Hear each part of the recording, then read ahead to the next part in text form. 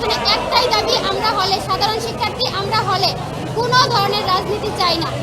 ছাত্র দল না, ছাত্র শিবির না, ছাত্র শক্তি না, কোনো ধরনের রাজনীতি আমরা চাই না। আমরা রাজনীতি মুক্ত একটা হল চাই, এটাই আমাদের সাধারণ শিক্ষার্থীর দাবি। আমাদের হলে কিছুদিন আগে, গত 2 থেকে 3 দিন আগে ছাত্র দলের একটা কমিটি দেওয়া হয়েছে, অথচ আমরা হলের কোনো শিক্ষার্থী জানি না যে তারা হলে কমিটি দিবে।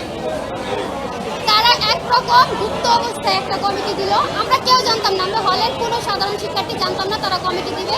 সেই প্রতিবাদে, সেই কমিটির প্রতিবাদে আমরা একটা হল মিটিং দিয়েছিলাম। সেখান থেকে নাকি মিথ্যা অভিযোগ এসেছে, আমরা নাকি কমিটিতে যারা রয়েছে তাদের উপর মানসিক নির্যাতন করেছি।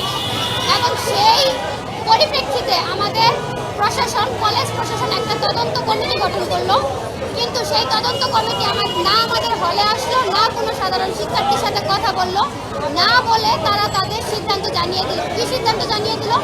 আমাদের হলে যে মেয়েগুলো সাধারণ শিক্ষার্থীদের প্রতিনিধিত্ব করলো তাদের 3 জনের সিট কাটা গেল। এটা কেন করলো?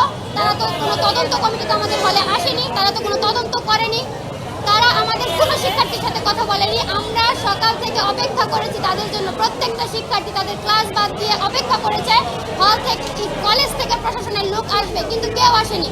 এটা তারা আমাদের সাথে কেন করলো? তারপর যেটা হলো, বিকালে একটা বিবৃতি দিল কি 3 জন শিক্ষার্থীর সিট কাটা গেল। কিসের ভিত্তিতে? তদন্তের ভিত্তিতে। কি তদন্ত করলো? কোনো তদন্ত তারা করেনি।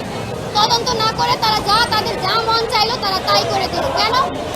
আমাদের এখানে একটাই দাবি, আমরা হলে সাধারণ শিক্ষার্থী, আমরা হলে কোনো ধরনের রাজনীতি চাই না।